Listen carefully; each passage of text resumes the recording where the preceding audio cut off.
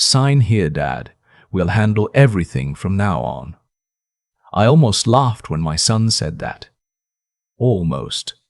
Instead, I set down my coffee mug on the kitchen counter, looked at him across the table and said, "I'm sure you will." He didn't catch the edge in my voice. He never did. That was a Tuesday in October. The maples outside my window in Asheville had gone full amber, the kind of color that makes you stop whatever you're doing and just look. I'd been looking at those trees for 23 years. I planted 2 of them myself, the fall after my wife Carol passed. Figured something ought to grow while I was busy grieving. My son's name is Preston. He's 41, broad-shouldered like I used to be, with his mother's dark eyes and, unfortunately, very little of her patience. His wife is Vanessa. She's the one who came up with the plan. I understood that much even then, watching her sit at my kitchen table with her hands folded, smiling the way people smile when they've already decided something and just need you to go along with it. They had driven up from Charlotte that morning, 4 hours. They didn't call ahead. Preston knocked on the door at 9:15 while I was still in my robe, and when I opened it, there they both were, dressed like they were going to a meeting. "We were in the area," Preston said. "Nobody is ever just in the area of Asheville from Charlotte on a Tuesday morning. I let them in anyway. I made coffee. That's what you do." The folder came out about 20 minutes in. Preston slid it across the table like it was nothing, like it was a birthday card, not a legal document transferring power of attorney over my estate. I'm 68 years old. I spent 31 years as a structural engineer. I have read more contracts than Preston has had hot meals, and I knew exactly what I was looking at before I read the first paragraph. "It's just a precaution," Vanessa said. Her voice had that particular softness that people use when they're trying very hard not to sound like they're taking something from you. "You're not as young as you used to be, Harold, if something happened." "I'm standing right here," I said. "Of course you are." She smiled again. "We just want to make sure you're protected." Protected. I turned that word over in my head while Preston explained the document. What they were asking for was full power of attorney. Financial, medical, property, everything. They wanted to be able to make decisions on my behalf, sign documents in my name, manage my accounts. Preston framed it as love. Vanessa framed it as practicality. What it was a land grab. My property in Asheville sits on 4 acres in the Western Hills. The house is a craftsman I built with a contractor friend of mine back in 2001. 3 bedrooms, a workshop out back, where I still spend most of my mornings, a covered porch that wraps around 2 sides and looks out over a creek. The land itself has tripled in value since I bought it. The whole area has. Tech people have been moving into Asheville for a decade now, and what used to be reasonable mountain property is now the kind of thing that gets listed for numbers that make your eyes water. Preston knew what the land was worth. Vanessa especially knew. She worked in real estate for 6 years before she stopped working entirely about 2 years into their marriage. I did not sign the document. I told them I'd think about it. I told them my lawyer would need to look it over. I kept my voice even, the way I used to keep it even on job sites when something was wrong, and I didn't want the crew to panic. Preston looked frustrated. Vanessa looked at him quickly, then back at me, and said that was completely fine. Take all the time I needed. They left by noon. I stood on the porch and watched their car back down the gravel drive, and I thought about Carol and what she would have said. She would have said, "Harold, that boy has always needed more boundaries than you gave him." She wouldn't have been wrong. I want to be fair to Preston. I worked a lot when he was growing up. Long hours, project deadlines, weeks away on site. Carol held things together in ways I didn't fully appreciate until she was gone. When she died, breast cancer, 4 years ago this March, I think something shifted in Preston that neither of us anticipated. He'd always been a little careless with money, a little vague about his plans. But after Carol, It got worse. The business he'd started, some kind of marketing consulting thing, never quite found its footing. He and Vanessa bought a house in Charlotte that was probably $50,000 more than they could comfortably afford. They had 2 kids in private school. I helped. Of course I helped. That's what fathers do. Over the past 3 years, I'd lent Preston $60,000. I say lent. We both knew I'd never see it back. He knew I knew. We didn't talk about it, which was its own kind of conversation. After their visit in October, I called my lawyer. His name is Douglas Webb, and I've known him for 15 years, since he helped me set up Carol's estate planning. I told him what had happened, described the document, told him what I suspected. Douglas listened without interrupting. When I finished, he said, "Harold, I'm glad you called me before you signed anything. I'm not in the habit of signing things without reading them," I said. "I know that, but I want to tell you something." He paused. "This isn't the first time I've heard a story like this, and in my experience, when adult children start making moves like this, organized, documented, showing up with paperwork, it usually means something specific is already in motion." He was right. It took me 2 more weeks to find out what. My neighbor in the hills is a woman named Bet, 72, retired schoolteacher, keeps 3 dogs and a garden that shames everyone within a half-mile radius. She hears things. Mountain communities are small and real estate talk travels. One afternoon in early November, Bet knocked on my door with a jar of apple butter and a look on her face that told me the apple butter was not the main event. "I don't want to get in your business," she said, which meant she had information she felt morally obligated to share. She'd heard from a woman in her church whose husband worked at the county assessor's office that someone had been making inquiries about my property, asking about zoning, access roads, the creek easement. The kind of questions a developer asks before they make an offer. The name that came up, Bet said carefully, was your daughter-in-law's. I thanked her for the apple butter.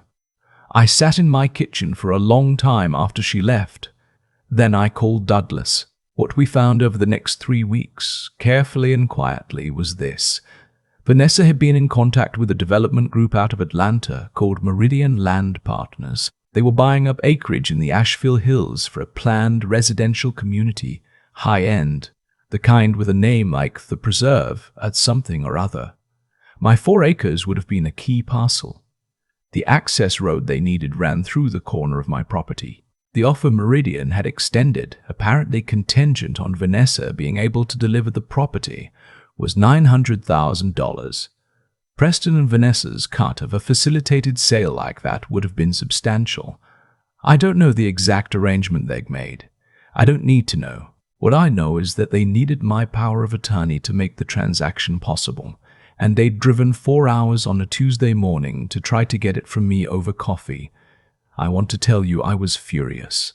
I was, but underneath the fury, there was something older and heavier, something that felt less like anger and more like grief. This was my son. I had taught him to ride a bike on the driveway of a house we no longer owned. I had sat in emergency rooms with him. I had watched him hold his own children for the first time and felt something close to the best feeling a person can feel. And he had driven up here with a folder. I didn't confront him. Not yet. Douglas advised patience, and I took it. What we did instead was methodical. First, I drew up a revocable living trust with Douglas, placing the property and my primary financial accounts into it. The trust named Douglas as independent trustee, with specific provisions that any property transaction required written consent from 2 independent parties, Douglas and a second attorney we designated. It was airtight. It was also completely legal, completely mine, and completely invisible to Preston and Vanessa unless they went looking. Second, I called my bank. I've banked at the same branch of First Western for 22 years. I know my branch manager, a steady woman named Paula, and I explained the situation to her honestly. She flagged my accounts for any unusual access attempts and set up additional verification requirements. We also moved a portion of my savings into a separate account that existed only in the trust. Third, and this part Douglas suggested, and I'll admit I hesitated, I reached out quietly to Meridian Land Partners, not confrontationally. I simply called their main office, identified myself as Harold Coates, the owner of the parcel they'd apparently been discussing, and asked to speak with someone in acquisitions. The man I spoke with was professional and, when he understood what I was telling him, visibly uncomfortable. He was not aware, he said, that the woman they'd been negotiating with was not the property owner. He had assumed she had authorization. She does not, I said. There was a long silence on the phone. Mr. Coates, he said, I think we need to loop in our legal team. I think that's wise, I said. December came. Preston called twice, casual calls, asking how I was doing, whether I'd thought any more about the paperwork. I told him I was still looking it over. I kept my voice easy. I asked about the grandchildren. His daughter Lily had just turned 8, and his boy Marcus was 10 and playing Rex basketball. I asked how Marcus's team was doing. Preston relaxed when I asked about the kids. He always did. Dad, you'd love watching him play, he said. He's got your stubbornness. Once he decides to go for something, nothing stops him. That's a good quality, I said, as long as he uses it right. There was a small silence. Yeah, Preston said. Sure. The week before Christmas, Meridian Land Partners sent a formal letter to Vanessa informing her that they were terminating their preliminary agreement due to irregularities in the representation of property ownership and would be pursuing a review with their legal team regarding potential misrepresentation. I don't know exactly when Vanessa received that letter. I know that on December 22nd, my phone rang at 8 in the morning. It was Preston. He wasn't casual this time. Dad, what did you do? I was in the workshop. I had been sanding a small cabinet I was building for Bet. She'd admired one I made years ago, and I'd been meaning to build her one ever since. It was quiet in there, except for the sound of the creek and a Carolina wren that had decided my workshop window ledge was an acceptable perch. Good morning, Preston, I said. Meridian called Vanessa. They said you called them. You went behind our backs. Behind your backs, I said. That's an interesting way to put it. Dad? Preston. I set down the sandpaper. I want to ask you something, and I want you to think before you answer. Did you come up here in October to protect me? Or did you come up here to get access to my land so your wife could sell it to a developer in Atlanta? The silence that followed was the longest we'd ever had on the phone, longer than when I called to tell him his mother was gone. Different kind of silence. Not the silence of grief, but the silence of a man trying to find a version of the truth that doesn't cost him too much. It wasn't like that, he finally said. His voice had gone smaller, then explained to me what it was like. He couldn't. He tried. He said Vanessa had just been exploring options. He said they were underwater on the house. The private school tuition was a problem. His business had had a bad year. He said he'd thought if the land sold, he could pay me back everything, the whole $60,000, and there'd be money left over for the kids' college. You were going to pay me back with money from selling my own land, I said. Dad, without telling me, we were going to tell you. Once it was done, I said. He didn't answer. I stood there in my workshop with the winter light coming through the window and the wren watching me from the ledge, and I thought about all the ways a person loves someone and still manages to lose sight of them entirely. I thought about how Preston, when he was 9 years old, had once given away his Halloween candy to a kid in the neighborhood who hadn't been allowed to go trick-or-treating, just knocked on the kid's door and handed over the whole bag. I thought about how that boy and this man on the phone were the same person, and how a person can hold both of those things and still not know what to do. Here's what's going to happen, I said. I'm not selling the land. I'm not signing any power of attorney. My property, my accounts, everything has been placed in a trust that cannot be accessed without independent legal oversight. That is done, and it is not changing. Dad, I'm not finished. I picked up the sandpaper again, just to have something to hold. I love you. I love Lily and Marcus. That is not in question. But what you and Vanessa attempted to do was a serious thing, and I need you to understand that I understand what it was. Not a misunderstanding, not exploring options. A deliberate plan to take something from me without my knowledge. Another silence. The 60,000, I said. I'm writing it off. Not because you deserve that, but because I don't want money to be the reason we stop speaking. But Preston, if anything like this ever happens again, if I ever find out that either of you has made inquiries about my property, my accounts, anything that belongs to me, without coming to me directly and honestly, we're done. I don't say that to be cruel. I say it because I mean it, and you need to know I mean it. I heard him exhale. It was a shaky sound. I'm sorry, Dad, he said. Very quiet. I let Vanessa, I should have, he stopped. I'm sorry. I know, I said. We talked for a few more minutes about nothing much. He asked about the workshop, what I was building. I told him about Bet's cabinet. He said that was nice of me. I said Bet was a good neighbor. Before he hung up, he said, "Can we come up for New Year's?" I thought about the maples in my yard, bare now in December. I thought about Lily, who called me Grandpa Harold and liked to sit in the workshop and hand me tools even though she had no idea which was which. I thought about Marcus and his basketball stubbornness. "Come up for New Year's," I said, "but leave the paperwork in Charlotte." He said he would. I believe him. Mostly. Trust is a strange thing. You can't retrieve it fully once it's been disturbed, but you can build something around the damage, like a tree that grows around an old nail. It changes shape. It keeps growing. The cabinet for Bet turned out well. I finished it in early January and carried it over on a Saturday morning. She made tea and we sat on her porch with the dogs underfoot and the mountains blue in the distance, and she didn't ask me anything about Preston because she's a woman of considerable judgment.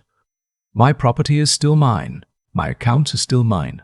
The trust Douglas set up will hold everything secure for as long as I need it to, and the maples, come spring, will do what they always do. I've had a lot of time to think about what happened, not obsessively. I'm too old for that. But the way you turn a piece of wood over in your hands before you decide how to cut it.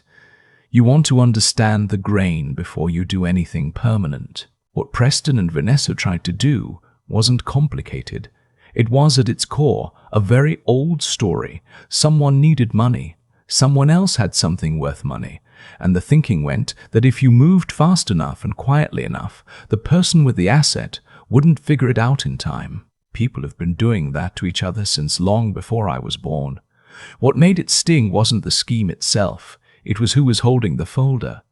But here's what I've come to understand. Sitting in that workshop through a North Carolina winter, the outcome wasn't luck. It wasn't that I happened to have a good lawyer or that Bet happened to overhear the right conversation at church.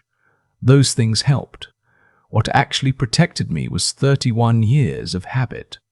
31 years of reading every document before I signed it. 31 years of building things carefully, checking the load-bearing walls before I worried about the paint color. You don't develop that kind of attention overnight, and you can't fake it when it counts. Preston never built that habit. I think that's partly on me. When he was growing up, I solved problems for him more than I should have. I smoothed things over. I wrote the check, And when a person never has to sit with the discomfort of a problem they created, they don't develop the patience to think things through honestly. They start looking for shortcuts. Vanessa may have been the architect of what happened, but Preston got into that car and drove 4 hours because somewhere along the way he'd learned that problems could be solved by going around them instead of through them. That's not a character flaw you're born with. It's one you develop, slowly, through 100 small moments where no one made you do the harder thing. I don't say that to excuse him. What he did was wrong, and he knows it, and the fact that he knows it is actually the part that gives me some hope. When I asked him directly, was this about protecting me or about the land? He couldn't lie. He went quiet instead. That quietness cost him something. I think that cost is what makes it possible for us to still have a relationship. What I want anyone to take from this is simple, and it has nothing to do with distrust or suspicion. It has to do with attention. Pay attention to your own life. Know what you own, know what you've signed, know who has access to what. Not because your family is out to get you, but because your clarity protects everyone, including the people who might be tempted to take advantage of it. Integrity isn't just about being honest with other people. It's about being honest with yourself about what's yours, what you've built, and what it cost you to build it. I worked for decades for that land. Carol and I planted those maples together. That property holds more than its assessed value, and I wasn't going to let it go quietly, because someone brought a folder to my kitchen table and called it love. Know what you have, protect it quietly, and when someone shows you who they are, believe them. But don't stop believing they can also be better. Preston came up for New Year's. Marcus beat me twice at cards, which I let him think he did on his own. Lily fell asleep on the couch before midnight with the dog on her feet. Some things, if you hold them firmly enough, stay yours.